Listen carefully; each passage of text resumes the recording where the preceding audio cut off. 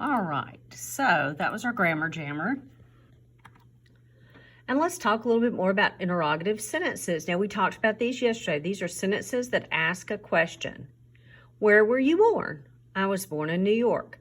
Remember, a sentence that asks a question begins with an uppercase letter and ends with a question mark. It's something that can be answered.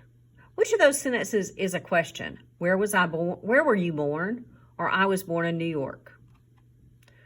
What about this one? I am 6 years old. How old are you? Which one is a question? How old are you? Good.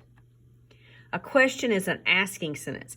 Now, sometimes, guys, you'll get in a place and I'll say, and a teacher or somebody will say, do you have any questions? And you'll raise your hand and you'll say, my dog just had puppies. That's not a question. Remember, a question is an asking sentence. It can be answered. Let's practice. Remember, what's it got to have at the beginning? An uppercase letter. What's it got to have at the end? A question mark. Do you have a pet? This is the correct way to write, do you have a pet? Uppercase letter and question mark. Have you seen a bird's nest? Have you seen a bird's nest? Uppercase letter and a question mark. What animals do you like? Uppercase letter and a question mark. Have you been to the zoo? Rewrite it with an uppercase letter and a question mark.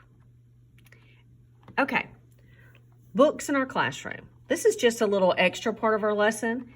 These are just an example of books we might have in our classroom. Click, Clack, Moo Cows That Type, No David, Sharks, Danny the Dinosaur, Don't Let Pigeon Drive the Bus, and All About Horses. If we had these books in our classroom, we would divide them into fiction, which is a fake story, and nonfiction, which is stuff that's true. Click, Clack, Moo Cows That Type. Is that fiction or nonfiction?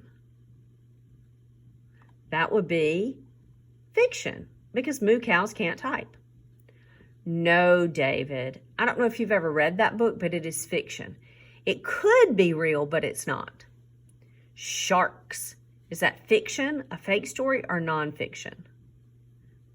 That would be nonfiction. It's not fake. Danny the Dinosaur. Most dinosaurs don't have names and they don't exist anymore. So I would guess that that's a fiction story.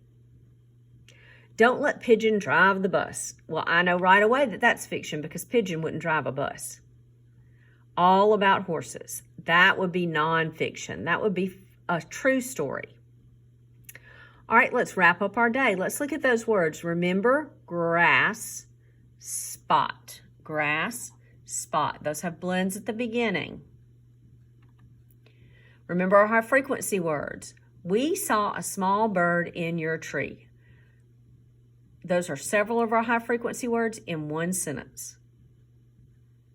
And remember, we talked about some habitats in our neighborhood where we might find wild animals. Tomorrow we're going to read a story about a boy and a girl who help a bird.